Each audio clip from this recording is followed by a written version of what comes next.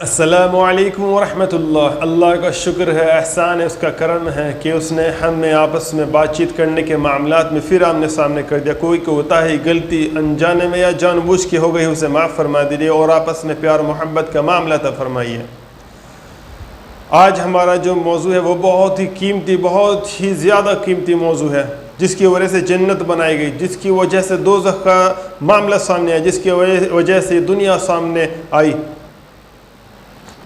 ایک واقعہ ہے، نبی کریم صلی اللہ علیہ وسلم نے ارشاد فرمایا، بنی اسرائیل کے 3 آدمیوں کا اللہ تعالیٰ نے امتحان لینا چاہا اور زمین پر ایک فرشتے کو جا کر ان سے ملاقات کرنے کو کہا۔ بنی اسرائیل میں جو پہلے شخص کا جس کا امتحان لیا گیا وہ تھا کوڑی۔ تو جب فرشتہ اس کے پاس پہنچا انسانی شکل کے اندر اور اس سے پوچھا کہ بھائی تیرے کیا حال ہے، تو اس کو کیا چیز پسند ہے، تجھے کیا چیز چاہیے، تو اس نے کہا کہ میری کھال ایسی گلی سڑی ہو رہی ہے، کیونکہ وہ کوڑی تھا۔ اگر مجھے کوئی اچھی سی کھال مل جائے، جسم پہ اچھی کھال آ جائے میرے، تو اس سے بڑھیا کیا ہے۔ لوگ باغ میں سے گھن کرتے ہیں، میرے پاس بھی نہیں بیٹھتے۔ اگر وہ کسی برتن کو میں نے ہاتھ لگا دے تو اس کو بھی بہت دھوتے ہیں، کنگھالتے ہیں، کئی مرتبہ اس کو صاف کرنے کے بعد پھر اس کا استعمال کرتے ہیں، اور کچھ لوگ تو استعمال ہی نہیں کرتے، باہر پھینک دیتے ہیں۔ کوڑی نے کہا اگر جو میری اللہ تعالیٰ کوئی کھال جسم پہ صحیح سی لا دے تو میرے لیے بہت عمدہ ہو جائے گا۔ تو وہ اللہ کے بھیجے ہوئے فرشتے نے اس کوڑی کے جسم پر ہاتھ ملا۔ جیسے ہی ہاتھ ملا وہ بالکل نئی کھال آ گئی اور بہت خوبصورت دکھنے لگا۔ اور تجھ کو کیا چاہیے؟ اس نے کہا کہ مجھے کوئی اونٹ نہیں مل جائے۔ تو فرشتے نے ایک اونٹنی اس کو گیابن دے دی اور کہا کہ اللہ اس میں برکت عطا فرمائے۔ اس کے بعد فرشتہ گیا جس گنجے کے پاس میں، دوسرا آدمی جو تھا وہ گنجا تھا، اس کے سر پہ بال نہیں تھے اور وہ کھوجاتا پریشان ہو جاتا تھا، یہاں تک کہ خون بھی نکل آتے تھے، لوگ باغ اس کو چڑھائے بھی کرتے تھے۔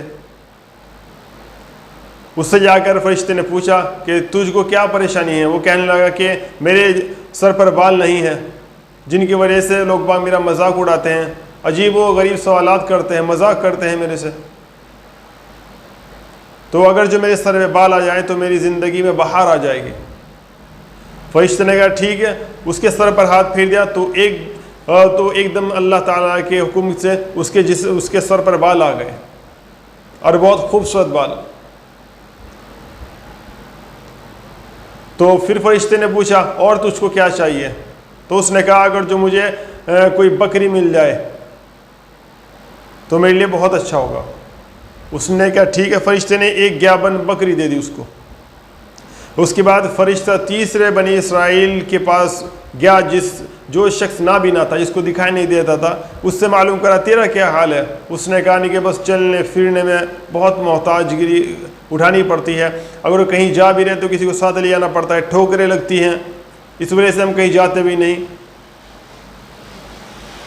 بہت پریشانی کا سامنا کرنا پڑتا ہے ہمیں۔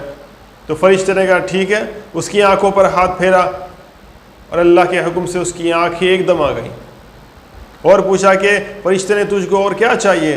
اس نے کہا کہ مجھے کوئی گائے مل جائے۔ تو فرشتے نے کہا ٹھیک ہے۔ تو اس کو ایک گیابن گائے دے دی۔ اللہ نے ان تینوں کو، ایک کو گائے دی، اس کے اندر برکت عطا فرما دی کیونکہ وہ گیابن تھی، اس نے اتنے بچے دیے کہ اس کا ایک کاروبار سا بن گیا، اس کا جنگل بھر گیا اس کا۔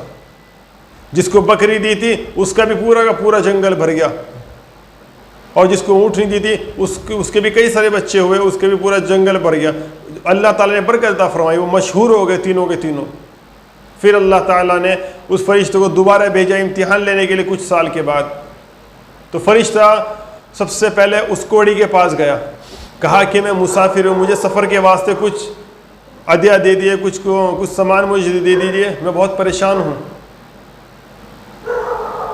آپ کے پاس تو بہت سارا ذخیرہ اللہ تعالیٰ نے دے رکھا ہے، سنا ہے آپ پہلے کوڑی تھے، پھر اللہ تعالیٰ نے آپ کو آپ کے جسم کو صحیح کرا، اس کے بعد آپ کے کوئی اونٹنی دے دی، اس میں بہت برکت عطا کری اللہ تعالیٰ نے۔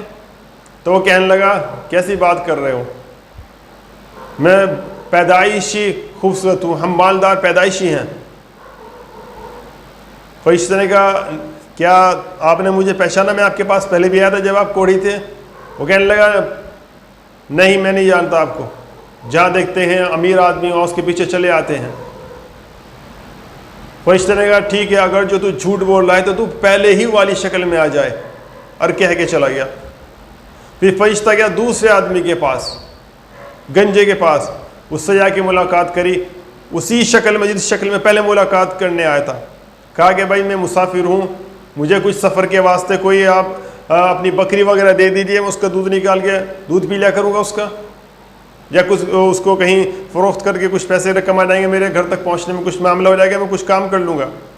اور آپ تو وہ یہ نا جو جن کے سر پہ بال نہیں تھے، جن کو لوگ بہت پریشان کرا کرتے تھے، پھر اللہ نے آپ کو بال عطا کرے اور آپ کو بکری دی جس سے بہت برکت ہوئی۔ وہ بھی پہلے والے ہی تو کہنے لگا نہیں تم نے دیکھا مجھے کبھی ایسی حالت میں، میں تو پیدائشی خوبصورت ہوں۔ ارے یہ سارا جو بکریوں کا معاملہ ہے یہ ہمارے بابا دادا سے چلتا آ رہا ہے، اس میں کسی نے ہمیں کچھ دیا نہیں ہے، اور تم دیکھتے ہو کہیں بھی امیر آدمی اس کے پیچھے چلے جاتے ہو، جاؤ یہاں سے جاؤ، ابھی میرے پاس وقت نہیں ہے۔ تو وہ کہنے لگا کیا اللہ تعالیٰ نے تمہیں یہ چیز نہیں دی، بکری وغیرہ اور جو آپ کی سر پہ بال ہیں؟ اگر جو تم جھوٹ بول رہے ہو تو تم ویسے ہی ہو جاؤ جیسے پہلے تھے۔ یہ کہہ کے فرشتہ تیسرے شخص کے پاس چلا گیا۔ تیسرا شخص نابینا تھا، اسے جا کے اسی روپ میں ملا، اس سے ملاقات کری کہ حضرت میں مسافر ہوں، مجھے سفر کے واسطے کوئی گائے وغیرہ دے دی جائے کہ جو جس میں میرا کھانے پینے کا مسئلہ حل ہو جائے اور اسے فروخت کر کر اپنا سفر کا معاملہ بنا لوں۔ اور سنائے کہ آپ پہلے اندھے تھے، اس کے بعد آپ کو کسی نے گائے دی اور آپ کی آنکھیں بھی لوٹا دی۔ تو اس اندھے شخص نے کہا کہ بالکل صحیح کہا، آپ وہی شخص ہیں جو پہلے بھی میرے پاس آئے تھے، اللہ تعالیٰ نے جب اس کے اندر نور دیا سب سے پہلے میں نے آپ کو دیکھا، تو آپ کو کیسے بھول سکتا ہوں؟ آپ ایک گائے کیا؟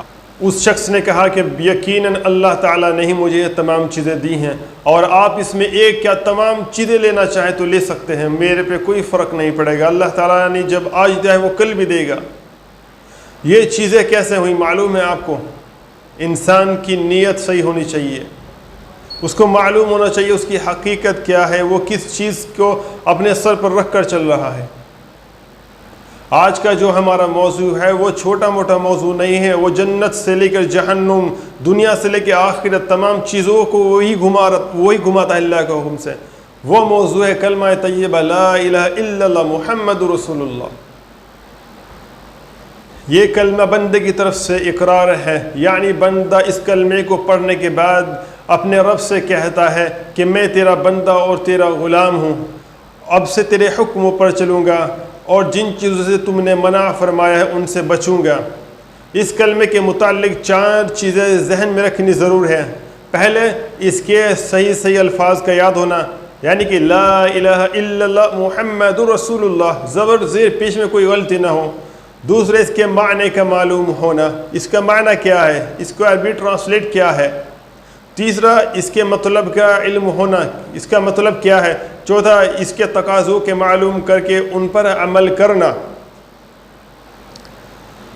الفاظ اور معنی، لا الہ الا اللہ اور محمد رسول اللہ، یہ دونوں الگ الگ جز ہیں، یہ 2 حصے ہیں الگ الگ۔ لا الہ الا اللہ کا مطلب ہے میں گواہی دیتا ہوں اللہ کے سوا کوئی معبود نہیں۔ دوسرا محمد صلی اللہ علیہ وسلم اللہ کے بندے اور رسول ہیں۔ تیسری چیز کلمے کا مطلب، اس کلمے کا مطلب کیا ہے؟ اللہ کے معبود ہونے کا مطلب یہ ہے کہ صرف اسی کی بندگی کی جائے اور جو طریقہ اس نے جینے کا بتا رکھا ہے، یعنی کہ نماز، روزہ، زکوٰۃ، حج، بیاہ، شادی، موت، زندگی، سب کے اندر اسی کو مانا جائے کہ سب کرنے والا اللہ ہے، نفع نقصان پہنچانے والا اللہ ہے، ہر جگہ حاضر اور ناظر رہنے والا اللہ ہے۔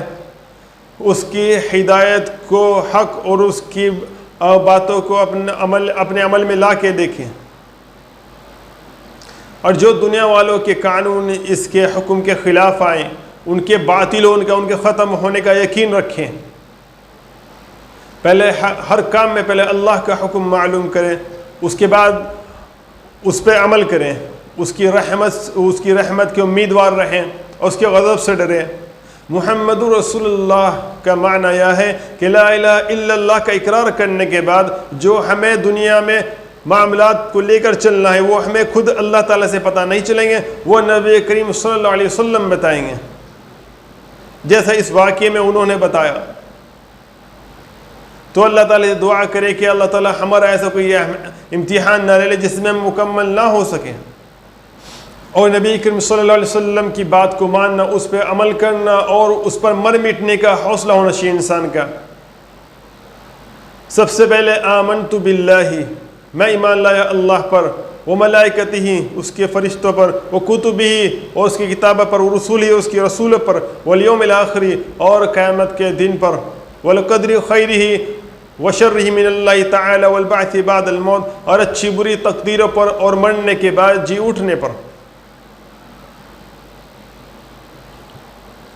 اگر آپ کی سمجھ میں کوئی بات نہ آئے تو بھی اس پر یقین رکھنا چاہیے۔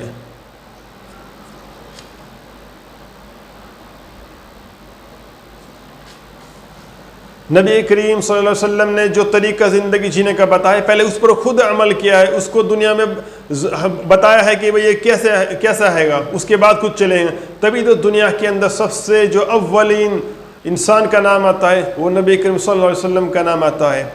سائنسدان اس چیز کو کہتے ہیں لا الہ الا اللہ پڑھنے کے بعد سب سے پہلا جو فریضہ ہے، سب سے زیادہ قریبی، وہ ہے نماز کا۔ نماز قائم کریں اور اس پہ ڈٹے رہیں، اور اس کے اندر جو نیت سے لے کے تیات سے لے کے اللہم انا نستعین سے لے کے تمام 5 وقت کی نمازوں کے کوئی غلطی نہ ہو، انہیں درست کریں۔ نبی کریم صلی اللہ علیہ وسلم نے ارشاد فرمایا کہ تقریباً 100 مرتبہ صبح 100 مرتبہ شام لا الہ الا اللہ پڑھنا چاہیے۔ رسول خدا صلی اللہ علیہ وسلم نے ارشاد فرمایا ہے سب سے بہترین عمل، سب سے اولین عمل لا الہ الا اللہ کا ذکر کرنا ہے۔ اس کے ذکر کرنے سے انسان کے دلوں میں ایک نور پیدا ہوتا ہے، اور اگر کوئی شخص اس کو 100 مرتبہ صبح اور 100 مرتبہ شام پڑھائے گا تو اس کو اسماعیل علیہ السلام کی اولاد میں سے 10 غلام آزاد کرنے کا ثواب ملے گا، اور اس کے پڑھنے سے انسان کے دل میں نور آتا ہے۔